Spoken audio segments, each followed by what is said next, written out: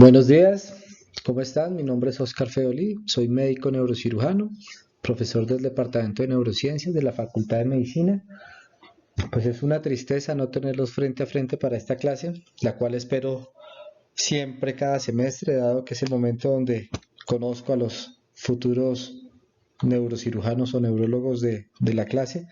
Generalmente en estas aproximaciones de enfoque semiológico se aflora el conocimiento y la pasión de muchos de ustedes por las neurociencias. Esta semana nos enfocaremos en la parte semiológica y creo que la otra o en 15 días tendremos nuestra actividad integradora de neuroinfecciones. En días pasados creo que les entregaron una bibliografía y la cual es muy útil para la parte semiológica y para la parte de la actividad integradora. La bibliografía es para las dos cosas. Hoy vamos a comenzar pues, con una cosa muy importante que es cómo se debe hacer la aproximación diagnóstica a un paciente en el que tiene sospecha de neuroinfección de cualquier tipo. Como les decía, o como les han dicho muchas veces, la historia clínica es la base del diagnóstico en gran parte de las patologías y las del sistema nervioso central no son la excepción. Tal vez el examen neurológico es la forma como vamos a confirmar nuestra sospecha clínica después de que hemos hecho una historia clínica muy concienzuda y pues en las que nos vamos a abordar a una patología que es potencialmente mortal o que potencialmente puede dejar secuelas neurológicas muy severas y pues que si ustedes logran hacer un diagnóstico precoz e instaurar un tratamiento adecuado, pues van a favorecer la recuperación del paciente disminuyendo pues secuelas graves o inclusive la muerte. Como ustedes saben, las infecciones del sistema nervioso central suelen ser de inicio súbito, la gran mayoría, no todas, pueden ser agudas, generalmente son catastróficas y potencialmente letales. Es por esto que si ustedes hacen un diagnóstico adecuado, pueden instaurar el tratamiento para el paciente y disminuir las secuelas y la mortalidad. El sistema nervioso central es el target para mucho tipo de infecciones propias del sistema nervioso central que se originan ya sea por continuidad de senos paranasales, de la cavidad oral o por vía hematógena, por problemas cardíacos, valvulopatías, sepsis, focos infecciosos a distancia y pues por eso tener siempre el radar prendido que el paciente puede tener una infección del sistema nervioso central pues nos va a permitir hacer el diagnóstico adecuado. Como ustedes vieron en sus cursos anteriores, en las infecciones del sistema nervioso central puede ser por muchas etiologías. Podemos tener pacientes con infecciones bacterianas, por virus, por hongos, por parásitos y algunas infecciones ocasionadas por priones. Cuando ustedes se enfocan a un paciente en el que hay sospecha de infecciones del sistema nervioso central, una forma adecuada para hacer la aproximación de estos pacientes es hacerse como 4 preguntas grandes que ustedes tienen que ir desglosando durante la anamnesis del paciente y posteriormente van a buscar ciertas cosas en el examen neurológico del paciente. La primera pregunta es: ¿dónde es la infección que tiene el paciente? Ahí podemos ver si el paciente tiene algún tipo de focalización neurológica o si tiene algún signo meningio, como vamos a ver más adelante, es muy importante. Entonces vamos a ver algunos de los más utilizados en la práctica clínica. La otra pregunta clave de esas 4 preguntas es: ¿cuánto tiempo ha estado presente la sintomatología del paciente para poder determinar si es una infección aguda o si es una infección crónica, como también puede presentarse en algunos casos y por algunos agentes etiológicos en especial? La tercera pregunta es: ¿en qué contexto clínico se está presentando la infección o la exposición del paciente? Es diferente el paciente que viene de la comunidad, del que adquiere una infección adquirida a nivel nosocomial o adquirida en el hospital. Es diferente si estamos hablando de un niño, de un neonato, de un adolescente, de un adulto mayor, de una persona de la tercera edad, porque los agentes etiológicos van a variar dependiendo del grupo de edad del paciente. En algunas latitudes la época del año es importante, dependiendo de algunos picos de algunas infecciones en especial, si el paciente ha tenido viajes, y si no, miren en este momento en la situación en la que estamos, si el paciente ha estado expuesto a picaduras o mordeduras de algún tipo de animales, ya sean mosquitos, ya sean garrapatas, porque eso puede expresar, dependiendo del sitio donde esté el paciente, algún tipo de enfermedad, el contacto con enfermos, los pacientes que han estado en contacto con, digamos un ejemplo, pacientes con meningitis por Neisseria, pues obviamente es importante ver qué contactos tuvo ese paciente porque muchos de ellos van a tener que tener cierto grado de profilaxis. La historia de actividad sexual de los pacientes, sobre todo cuando se tienen actividad sexual sin protección por el riesgo de infecciones de transmisión sexual como el HIV, entonces todo eso juega un papel muy importante porque muchas veces las infecciones son específicas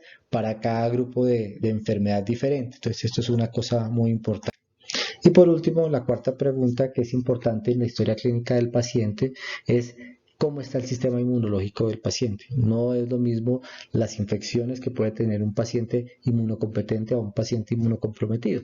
Si el paciente tiene una infección por retrovirus, algún tipo de terapia inmunosupresora porque tiene alguna enfermedad especial, un ejemplo, artritis reumatoidea, si el paciente tiene algún trasplante de órgano sólido o hematopoyético que requiere que para que no haga un rechazo a ese órgano trasplantado, requiere que sea inmunocomprometido. Entonces todo eso juega un papel importante porque los pacientes con inmunocompromiso van a tener ciertos agentes etiológicos diferentes a los inmunocompetentes y pues obviamente puede variar un poco el abordaje y el tratamiento de estos pacientes.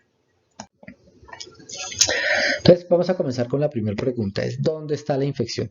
Aquí hay que tener mucho cuidado. Ustedes ven que estamos hablando que podemos tener pacientes en los que puede haber un overlapping o un montón de síntomas que se pueden juntar y muchas veces hacer que el diagnóstico no sea como tan fácil y tan sencillo.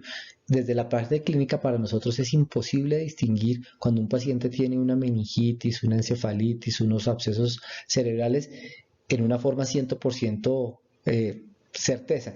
De todas formas, la presentación clínica nos da los datos para que nosotros podamos diferenciar un poco hacia qué espacio está confinada la infección y muchas veces esa forma como la logramos ubicar en un espacio, pues nos va a permitir hacer un abordaje mucho más fácil para el tratamiento posterior. Entonces, en términos generales, uno muchas veces ha oído que existen triadas para el diagnóstico de diferentes patologías, que la triada de la meningitis es la fiebre, la alteración del estado de la conciencia, la rigidez de la nuca, que para la encefalitis existe fiebre, alteración del estado de conciencia y cefalea, y que para el absceso cerebral es el déficit focal con fiebre y cefalea. Ustedes se dan cuenta que muchas veces estas triadas no se cumplen en la gran mayoría de los pacientes y por el contrario, se presentan es en la gran minoría de los pacientes con infecciones del sistema nervioso central.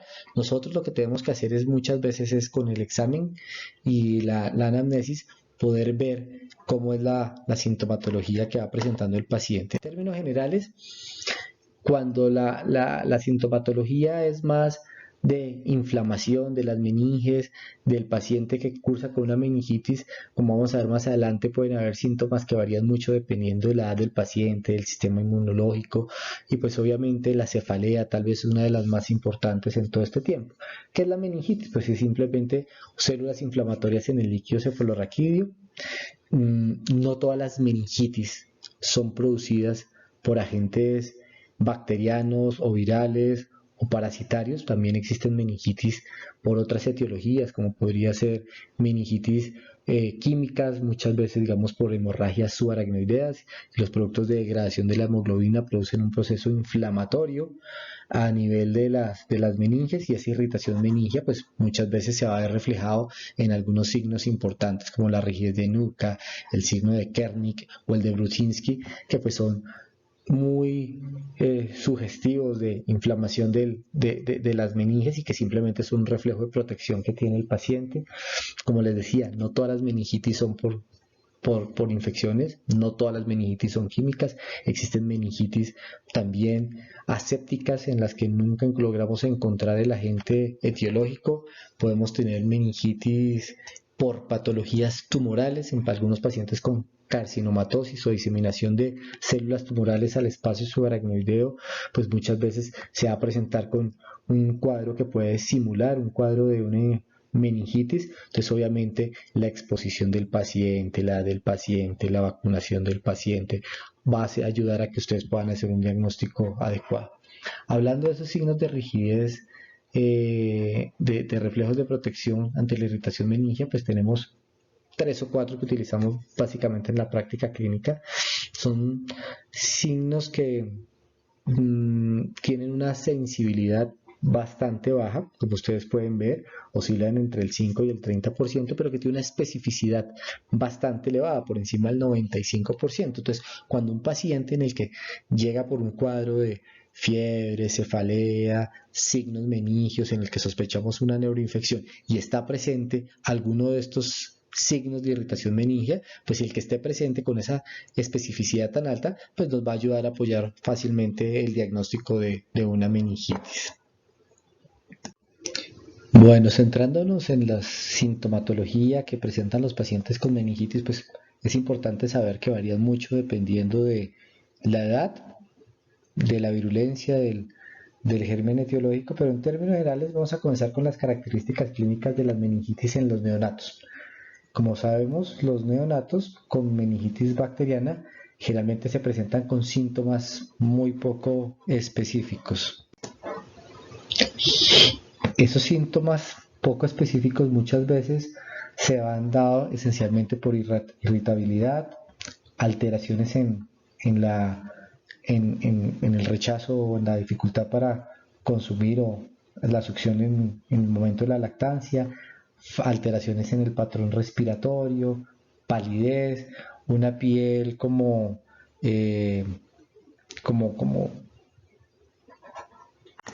una piel moteada. Además de eso, el neonato puede tener un aumento en su tono muscular o una hipotonía importante. La fiebre, por ejemplo, en los neonatos se presenta en menos del 6 al 39% de los casos y las convulsiones están reportadas entre un 9 y un 34% de los casos. Casi siempre todas esas meningitis de los neonatos, como hemos visto, se produce por estreptococos del grupo B o por E. coli. Generalmente estos niños con alteraciones respiratorias o fallas respiratorias generalmente sospechan de entrada a los neonatólogos cuadros de meningitis neonatal. Generalmente en esos niños con agente etiológico de estreptococos del grupo B, generalmente cuando están en las primeras 24 horas de nacimiento, los síntomas respiratorios están como en el 72% de los casos, los cardiovasculares como en un 69% y los neurológicos en un 63% como síntomas predominantes de meningitis de estos pacientes. Lo otro que es muy frecuente encontrar en estos neonatos es que están con cuadros sépticos. Entonces, todos esos niños generalmente están en la unidad y requieren un tratamiento lo más pronto posible, pues porque eso va a mejorar su pronóstico a largo plazo. A medida que los niños van creciendo y ya no están en el periodo neonatal, los síntomas de meningitis bacteriana consisten sobre todo en fiebre, alteraciones del estado de conciencia, la rigidez nucal y menos frecuentemente esto se presenta menos frecuentemente a medida que son más pequeños. A medida que van aumentando en edad, es más frecuente encontrar estos signos. Característicamente, los niños con meningitis bacteriana comienzan con fiebre, irritabilidad, vómito, fotofobia, dolor de cabeza.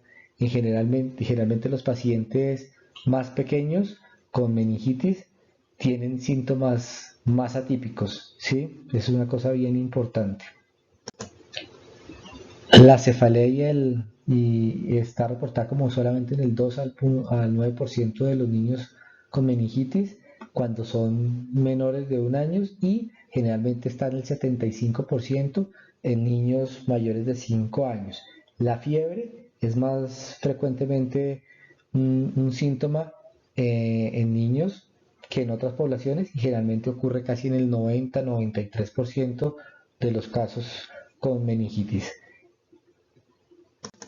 Y el vómito Se reportan algunas series entre el 50 y el 67% en estos pacientes con meningitis. En este grupo poblacional también es frecuente encontrar en algunos casos convulsiones que se reportan entre el 10 y el 50% y la alteración del estado de conciencia también en una población, en una proporción muy similar. Cuando el paciente, como les decía hace un momento, tienen petequias o rash purpúricos, siempre hay que sospechar de entrada un cuadro de una meningoencefalitis y eso es una cosa que es muy importante. La meningitis por neumococo tiene dentro de su manifestación esas lesiones cutáneas que pues obviamente nos van a hacer sospechar esa etiología y si el paciente venía aislado por hacinamiento de eso, pues juega un papel mucho más relevante. En los adultos el dolor de cabeza es tal vez el síntoma predominante, el dolor en la nuca, la fotofobia, la somnolencia, las convulsiones, fiebre y vómito, pues en una forma muy similar al grupo poblacional pediátrico de los grandes, pues juega un papel importante. Obviamente hay algunas consideraciones importantes en la anamnesis de los pacientes con meningitis, ya sabemos que si es del tipo adquirida en la comunidad, el Streptococcus pneumoniae juega tal vez una de las incidencias más altas en meningitis. Si tiene las lesiones cutáneas, pues obviamente el meningococo, si está en un hacinamiento importante, juega un papel importante. La vacunación, hay que mirar cómo es la vacunación de esos pacientes, porque pues obviamente hay que tenerlo en cuenta. Pacientes que tienen alguna alteración inmunológica, ya sea porque tienen una deficiencia, porque están tomando medicaciones inmunosupresoras, han sido esplenectomizados, tienen enfermedades que alteran el sistema inmunológico como cáncer, diabetes, alcoholismo, inmunodeficiencia adquirida por HIV o tiene alguna inmunodeficiencia hereditaria, pues sabemos que tenemos que hacer un enfoque porque muchas veces estos pacientes no van a hacer el cuadro inflamatorio de base, entonces de pronto lo que van a tener es cambios comportamentales, la cefalea de pronto no va a ser un síntoma que sea tan frecuente, lo mismo que la fiebre, de pronto se va a presentar menos en esta población y pues tenemos que estar muy atentos a otros síntomas que puedan tener los pacientes. Respecto al tiempo de evolución en el abordaje semiológico de los pacientes con neuroinfección es importante porque muchos cuadros de meningitis aguda las vemos que ocurren en las primeras 4 semanas y generalmente son de origen bacteriano o viral.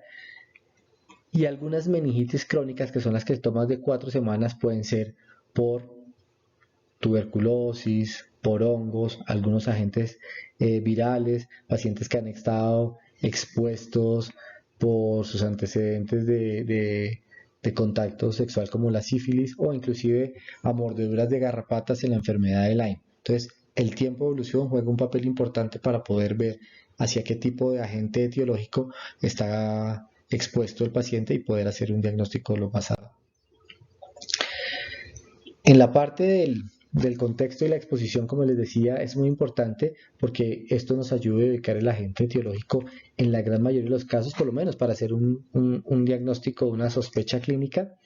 Obviamente, los gérmenes que se adquieren en la comunidad son muy diferentes a los que se adquieren a nivel nosocomial o en un paciente post-trauma o en un paciente que ha sido llevado a un procedimiento quirúrgico. Generalmente los pacientes que están con infecciones adquiridas en la comunidad, el neumococo y el meningococo juegan un papel muy importante. En la foto de la derecha vemos las lesiones cutáneas que pueden presentar muchos de esos pacientes que llegan con meningitis por meningococo, inclusive que pueden hacer insuficiencias suprarrenales y llegar en cuadros sépticos muy severos y en los que podemos ver lesiones purpúricas de este tipo que pues obviamente nos van a alertar ante el diagnóstico del agente, pues como sería el meningococo. A nivel nosocomial o posquirúrgico, el agente etiológico más frecuente son estafilococos, generalmente que residen en la piel. El aureus es el más frecuente, o inclusive pseudomonas u otro tipo de gram negativos que se encuentran a nivel de la flora de cada hospital. Digamos, en la parte de neonatos, los agentes son muy diferentes, pueden ser los que están a nivel del canal del parto, como son algunos streptococos, algunas E. coli. Entonces, siempre tener un contexto clínico de a qué ha estado expuesto el paciente, qué edad tiene, cómo viene, dónde estaba, en qué situación estaba, nos va a ayudar muchas veces a hacer un diagnóstico presuntivo de qué agente etiológico es el que tiene el paciente. Por ejemplo, miren, en los niños pequeños o en mayores de 50 años o en pacientes con algún grado de disminución de su sistema inmunológico, la listeria juega un papel muy importante como germen. Y ustedes van a ver en la parte de farmacología, muchas veces basados en estos cuadros de estas patologías frecuentes, cómo se hace el abordaje empírico para iniciar el tratamiento de una meningitis, ¿sí? No es lo mismo comenzar el tratamiento a un neonato que a un adulto joven o a un adolescente. Entonces hay que estar muy atentos a esto. ¿En qué época del año? Pues aquí de pronto en nuestro medio esta parte no juega un papel tan importante, sin embargo ustedes saben que nosotros tenemos ciertos ciclos de lluvias y tiempo seco. En las épocas de lluvias pues aumentan los picos respiratorios y de la mano de los picos respiratorios aumentan ciertos tipos de virus, algunos rotavirus, algunos hemófilos hacen también de lo suyo. Entonces, muchas veces podemos tener algunos picos en la presentación de infecciones que ascienden al sistema nervioso central. De pronto en las picaduras de mosquito, en zonas de tierra caliente, hace un par de años tuvimos un aumento significativo de casos de Zika, en los cuales algunos pacientes hacían encefalitis o inclusive hacían patologías muy parecidas al Guillain-Barré. Entonces eso juega un papel importante en personas que viajan, digamos que están expuestas a mordeduras de garrapatas, presentación de Lyme, personas que han estado en otras latitudes, pues pueden llegar a presentar algún cuadro de patología que altere el sistema nervioso central. En ambientes de hacinamiento, como es el caso, digamos, en niños, en albergues, soldados, cárceles, pues aparte de todo lo que está pasando en este momento del COVID, pues también existen ciertas patologías, digamos, la exposición a meningococo, pues que juegan un papel muy importante. Digamos, es tal vez uno de los gérmenes más frecuentes cuando se encuentran en este tipo de aumento de densidad poblacional. Y pues obviamente, como les decía hace un rato, las relaciones sexuales sin protección, porque pueden exponer al paciente a algunos cuadros de enfermedades de transmisión sexual que a su vez pueden producir inmunodeficiencias que tienen implícitos algunas patologías específicas del sistema nervioso central, como el toxoplasma o el criptococo, o inclusive aumento en la probabilidad de tuberculosis, que hay que tener en consideración en el diagnóstico de estos pacientes. Hay algunas cosas que juegan a nuestro favor y es la vacunación. Definitivamente el panorama de las infecciones del sistema nervioso central, en especial de las meningitis, cambió radicalmente con el uso masivo de la vacunación. Hay una notable disminución de infecciones por Neisseria, por neumococo, por hemófilos influenza, y eso pues es una cosa que es una ganancia muy importante. Desafortunadamente, algunos autores, como el que aparece aquí citado en algún paper, mostraron con datos que no eran reales que la vacunación aumentaba el riesgo de que los niños presentaran algún grado de alteraciones en el desarrollo neurológico e inclusive autismo. Obviamente eso hizo que muchos grupos antivacunas emprendieran la guerra contra la vacunación, y pues obviamente esto lo que se ve es expresado en un aumento de patologías que inclusive ya se veían casi por desaparecidas a nivel mundial y pues que nuevamente están reapareciendo, causando secuelas en la población pediátrica. Afortunadamente, y como se sabe, digamos, donde se publicó el artículo que fue en Lancet, se tomó la decisión de que fuera retirado y fue retractado, y obviamente hoy en día pues sabemos que fue un estudio que no contaba con todas las condiciones para pues ser publicado y tomar esos resultados que tuvo en consideración.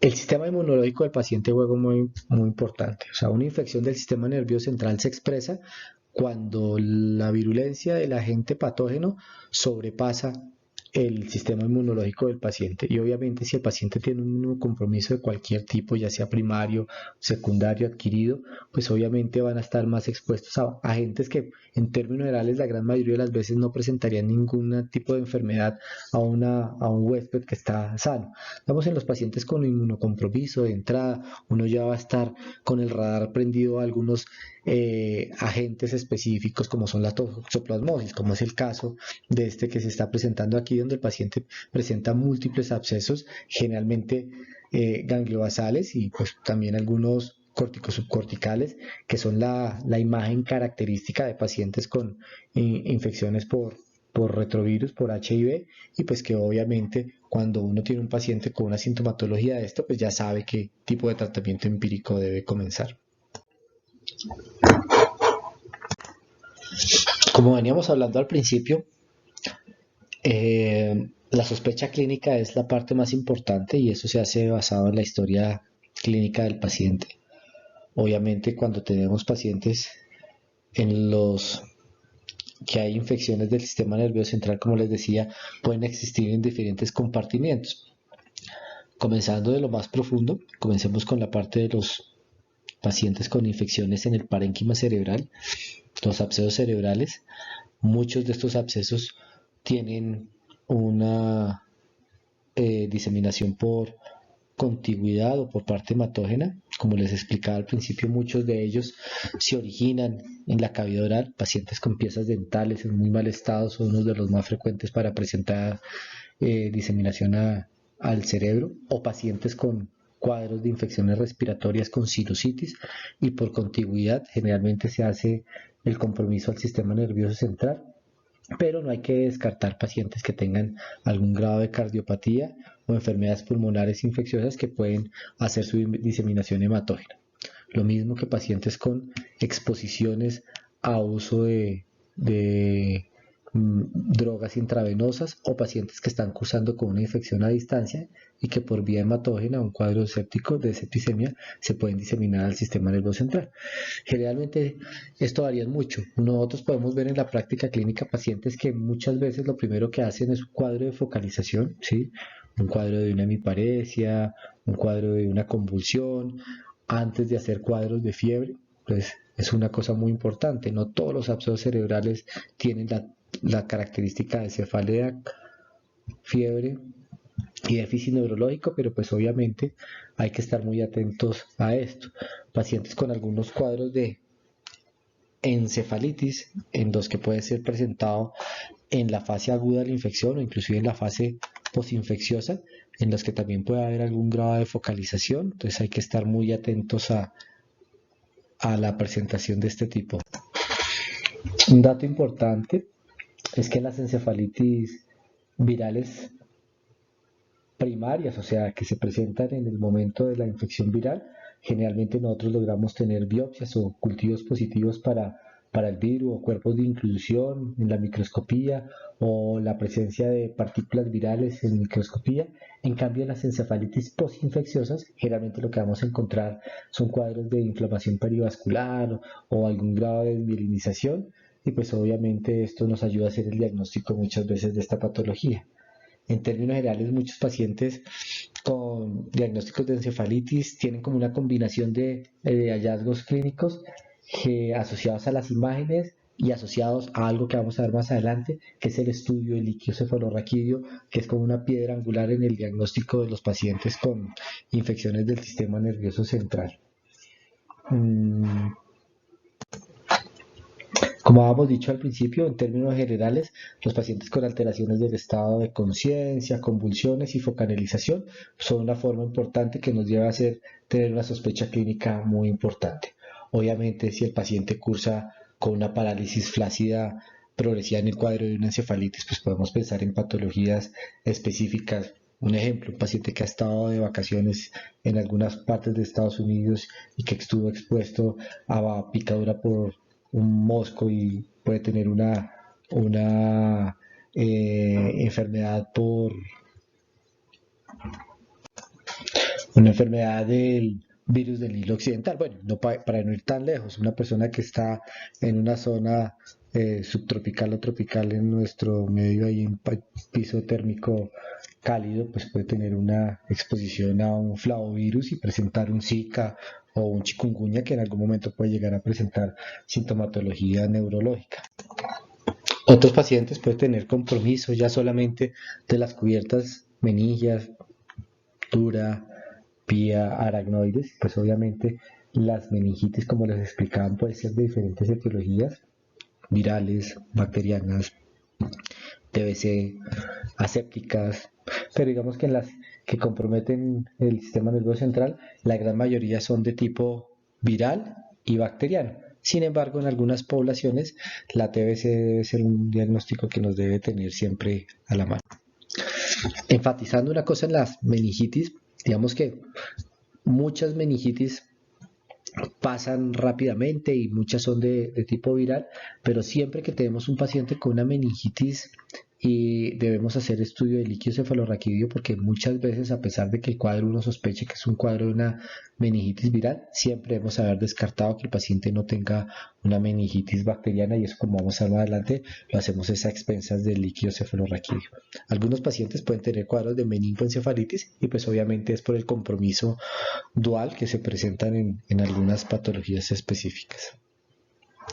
En términos general, cuando tenemos un paciente con una sospecha alta de infección del sistema nervioso central basados en nuestra historia clínica, una buena anamnesis, un buen examen clínico, no debemos retrasar el inicio del tratamiento antibiótico si sospechamos una meningitis bacteriana o un absceso o un empiema, que es una colección de pus en uno de los espacios entre las meninges. Podemos tener empiemas epidurales o empiemas subdurales.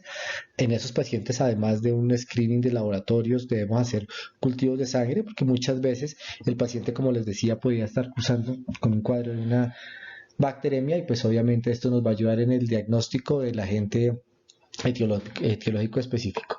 Y como les explicando acá, la punción lumbar es mandatoria en todos los pacientes con meningitis y meningoencefalitis, y en algunos casos específicos de abscesos, empiemas o cuadros de hipertensión endocraniana se debe hacer un esquema de abordaje y aproximación diferente, como vamos a ver más adelante. En esta foto ustedes están viendo un líquido cefalorraquídeo que no tiene las características normales de cristal de roca transparente, sino ven ustedes un líquido completamente turbio que está esencialmente es por el aumento de leucocitos y las bacterias que se pueden presentar en un cuadro de una meningitis bacteriana o en una meningitis infecciosa, digamos, también por algunos agentes específicos como, digamos, la tuberculosis, que en el cual también se puede ver un líquido macroscópicamente anormal. ¿Cuándo se debe hacer una punción lumbar T1? Casi siempre. Digamos que cuando tenemos un paciente con sospecha de infección del sistema nervioso central, en términos generales, el diagnóstico se basa muchas veces en el hallazgo del líquido cefalorraquídeo, sobre todo cuando estamos hablando de cuadros de meningitis, meningoencefalitis, infecciones dentro de los ventrículos, como es la ventriculitis, pues que obviamente están en íntimo contacto con el líquido cefalorraquídeo. Sin embargo, en algunos pacientes tenemos que diferir esa realización de la punción lumbar hasta que descartemos que no tiene un riesgo importante de hacer una hernia cerebral e inclusive que pueda fallecer con el procedimiento.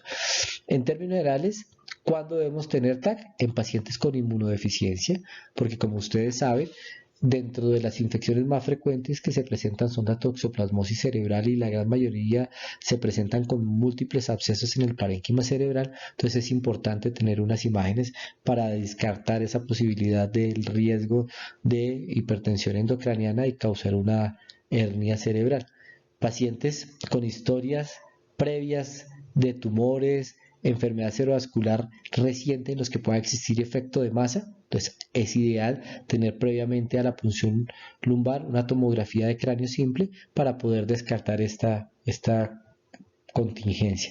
Pacientes que han tenido convulsiones de reciente inicio, generalmente en la última semana. ¿Por qué? Porque el paciente puede cursar con alguna lesión que esté produciendo efecto de masa e irritación en el parénquima cerebral que expongan al paciente a una hernia cerebral. Obviamente, si encontramos papiledema, en el que pues obviamente el paciente sabemos que de entrada tiene un cuadro de hipertensión endocraniana, el cual podría aumentar el riesgo de una hernia cerebral. Muchas veces, digamos, si el paciente tiene una hidrocefalia o un aumento de presión intracraniana sin otro efecto de masa, pues obviamente no habría problema para hacer la punción lumbar. Pero pues obviamente ya saben que cuando tenemos estos signos, al paciente se le debe hacer previamente una tomografía.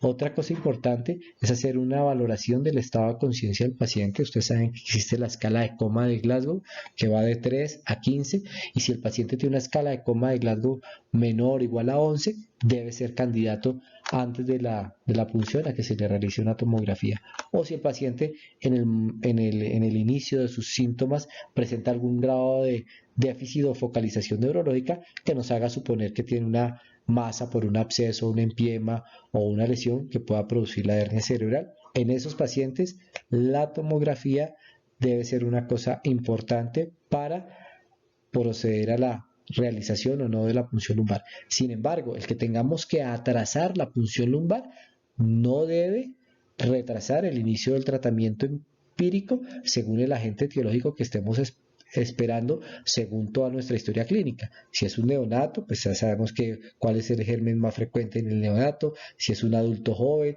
si es una persona que ha estado en un estado de hacinamiento, si es una persona que tiene una inmunodeficiencia, pues obviamente con todo esto ya sabemos cuál será el tratamiento específico para posteriormente confirmar el etiología. En este video, ustedes le dan clic aquí en la pantalla, si no les abre espontáneamente este tutorial del New England, en el cual se explica muy adecuadamente cuáles son las indicaciones, contraindicaciones, porque también existen contraindicaciones que muchas veces son contraindicaciones absolutas o contraindicaciones relativas para la realización de una punción lumbar. Digamos que en términos generales, la posibilidad de que uno contraindique 100% una punción lumbar son muy bajas, pues que el paciente tenga una infección en el sitio de la punción o que el paciente tenga un trastorno hematológico que no pueda corregirse o que tenga una lesión intracraniana que aumente la presión cerebral y aumente el riesgo de una hernia, pues obviamente serían algunas de las contraindicaciones más casi absolutas, pero pues obviamente existen otras que pues pueden ser relativas y que pueden, dependiendo del estado clínico del paciente, del tamaño de la lesión cerebral, que se pueden hacer. Entonces les dejo este video, es un video en el que se explica cómo se posiciona el paciente, cómo se hace el lavado de la piel, cómo se hace el procedimiento de anestesia, cómo se hace la introducción de la aguja de punción lumbar, en qué sentido. Posterior a eso, la medición de la presión intracraniana es una cosa importantísima, el estudio de toma de muestra de líquido cefalorraquídeo y pues obviamente las posibilidades de complicaciones que pueda tener este procedimiento, que pues generalmente son bajas y se hacen de una forma adecuada y con total indicación del procedimiento.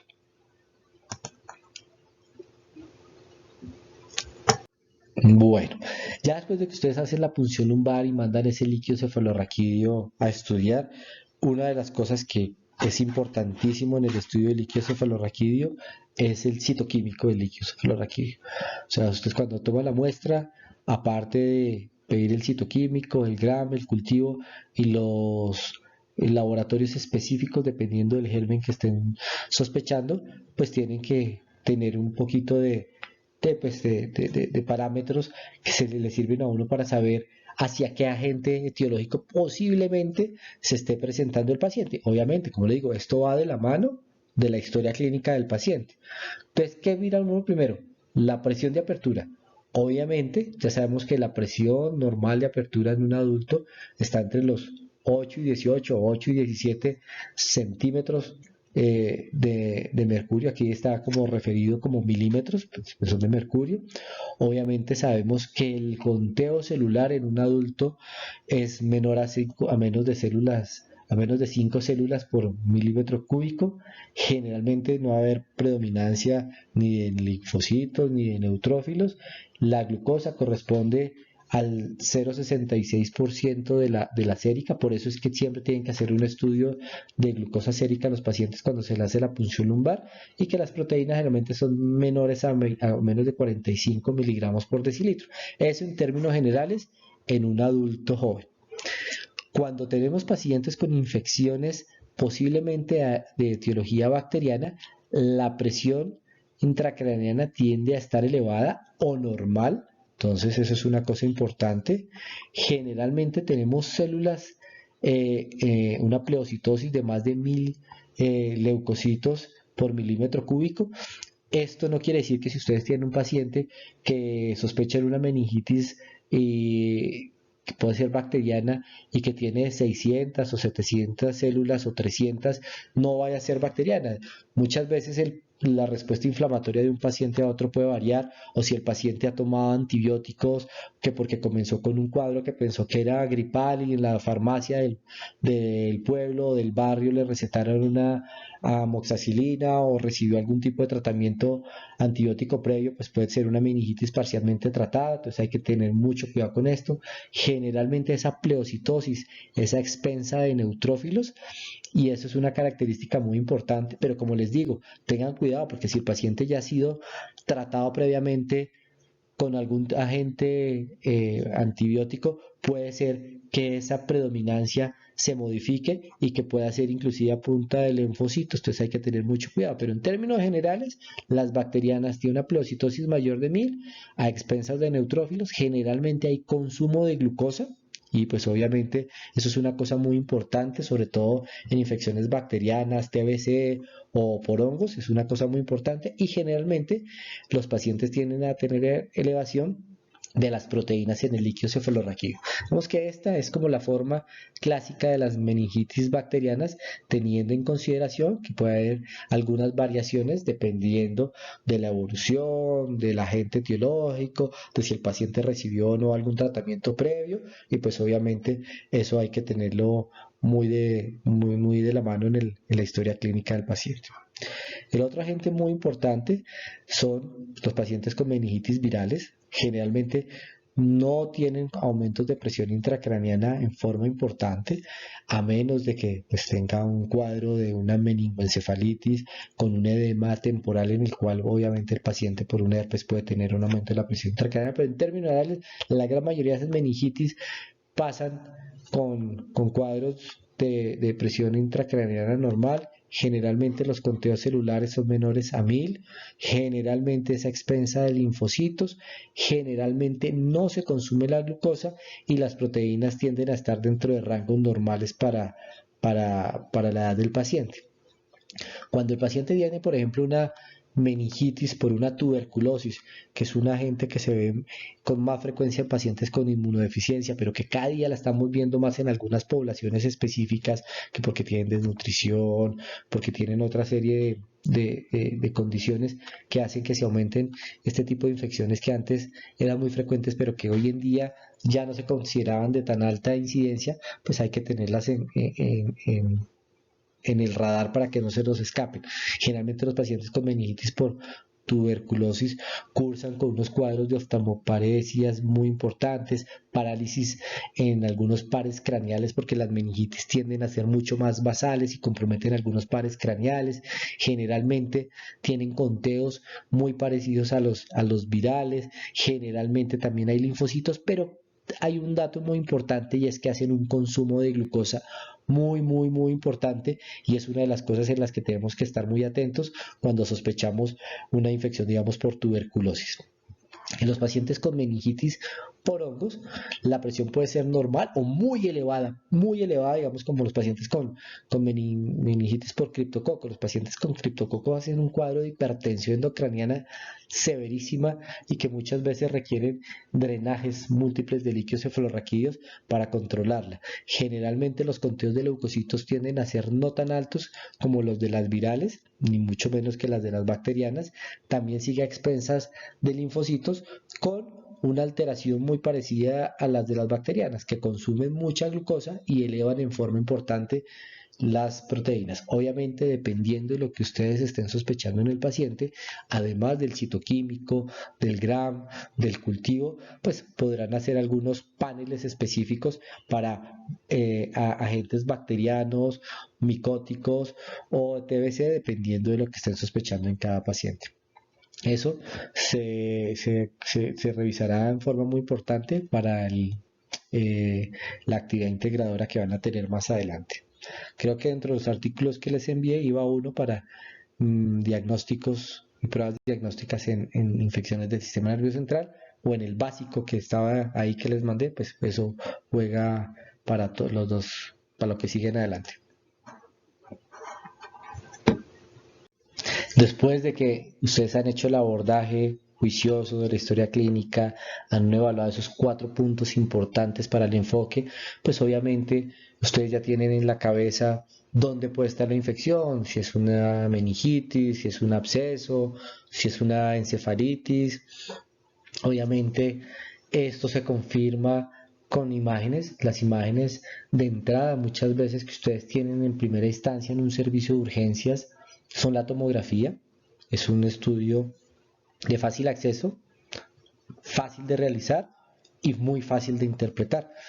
Idealmente, cuando ustedes sospechan infecciones del sistema nervioso central, es bueno tener imágenes simples y tras la administración de medio de contraste. ¿Por qué? Porque nos va a permitir ver dónde se está permeando esa barrera hematoencefálica y dónde hay una captación anormal del líquido cefalorraquídeo que nos va a permitir hacer el diagnóstico más oportuno. Como les dije, en un cuadro de una meningitis ustedes no deben aplazar el inicio del tratamiento ni la punción lumbar a menos de que cumpliera uno de los criterios de los que hablamos anteriormente. Aquí vamos a hablar de algunas características frecuentes en las neuroimágenes.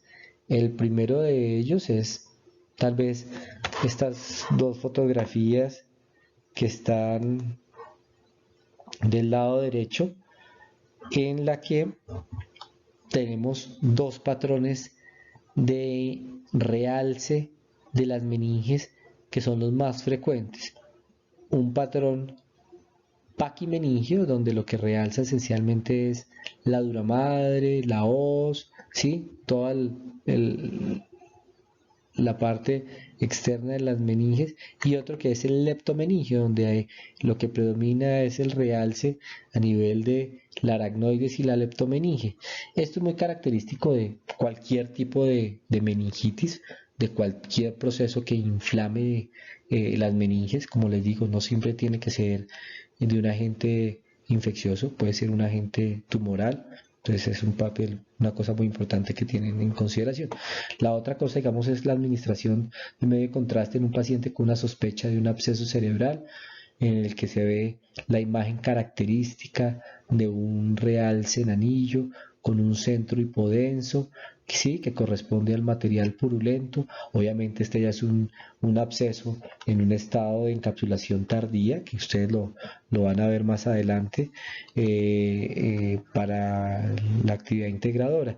Obviamente la resonancia, cuando ya ustedes sospechan cuadros muy específicos de encefalitis, de abscesos cerebrales, lesiones ocupando espacio, pues obviamente una resonancia nos va a dar una imagen mucho más detallada del realce en anillo. Generalmente es un realce muy homogéneo, el edema vasogénico que hay alrededor de la lesión y pues el centro del material purulento que pueda presentar el paciente.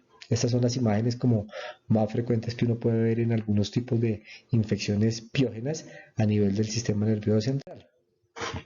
En algunos pacientes, digamos, en los que sospechamos un cuadro de una meningoencefalitis viral, una meningoencefalitis herpética, en la que el paciente comienza con un cuadro de cefalea, convulsiones, alteraciones en el estado de conciencia, en el que hay un compromiso importante a nivel de los lóbulos temporales, inclusive con zonas de hemorragia, que en esta imagen de esta susceptibilidad magnética vemos los productos de degradación de hemoglobina hipointensos. Obviamente en este paciente pues habrá que hacer un diagnóstico precoz con un estudio de líquido cefalorraquídeo y un inicio temprano de una terapia específica para controlar el herpes. Obviamente esta es la imagen característica de una encefalitis herpética, pues para que la tengan en la cabeza, ese compromiso de los lóbulos temporales. Aquí otro paciente con un compromiso más extenso, ya no del lado izquierdo sino del lado derecho, para que la tengan en consideración. Esta es la imagen que nos ayuda a ver una meningoencefalitis herpética y pues obviamente iniciar la ciclovir lo más pronto que se pueda, porque es una patología que puede poner en riesgo la vida del paciente. Como hablábamos más atrás, esta es la imagen característica muchas veces de un paciente que ya tiene una cerebritis occipital con la presencia de un absceso que realza en anillo. Generalmente ustedes ven el edema en el T2 y cuando hacen las pruebas de de difusión, pues muchas veces nos ayuda a diferenciar entre la presencia de un tumor donde se vería de un color oscuro a un proceso inflamatorio donde se ve mucho más blanco. Entonces eso juega un papel importante en el diagnóstico de los pacientes con infecciones del sistema nervioso central.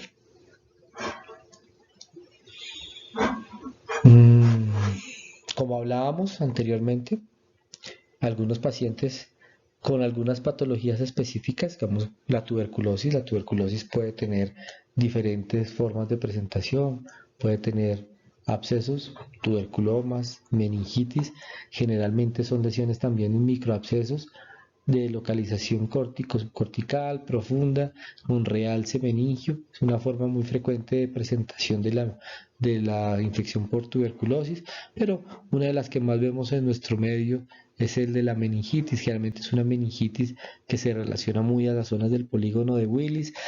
Como les decía, son meningitis muy basales en las que la parálisis o la afectación de pares craneales juega un papel muy importante en el diagnóstico. Si a usted le llega a un paciente con una neuropatía craneal múltiple y un cuadro de una meningitis crónica, pues obviamente lo primero que deben descartar es que el paciente pueda tener una meningitis por tuberculosis. Entonces eso es un diagnóstico que debe estar siempre uno como médico atento a hacerlo, porque pues muchas veces se le puede pasar por alto si no hace el diagnóstico como es.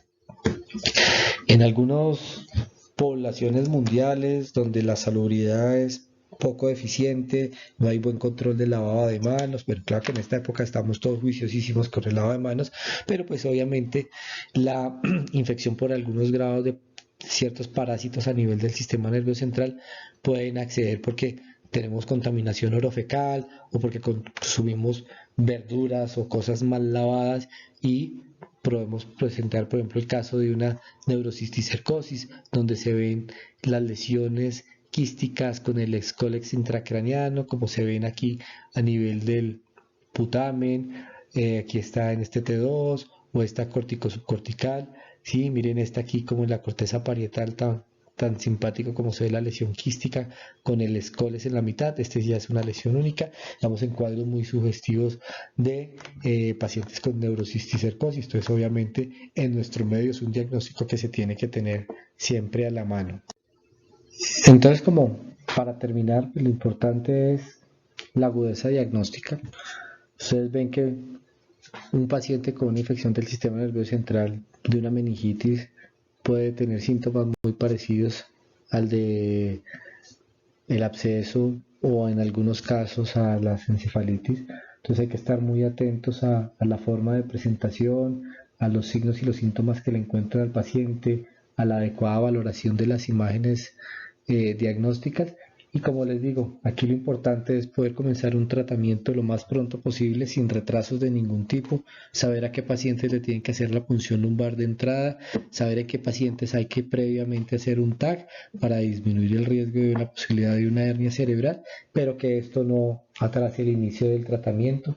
Saber que según la edad del paciente, saber que según los antecedentes inmunológicos del paciente de exposición, pues vamos a tener agentes etiológicos completamente diferentes, que son los que han venido estudiando ustedes en la parte de microbiología y que ya saben cómo se iniciarán a tratar en la parte de farmacología. Sé que en los semestres que vienen más adelante nos encontraremos nuevamente ya enfocados en la parte de la neurocirugía específicamente.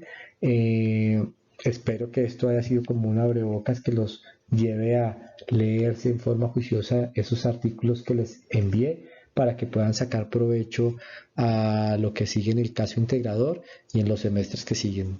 Muchas gracias por su atención, que tengan feliz día, gracias.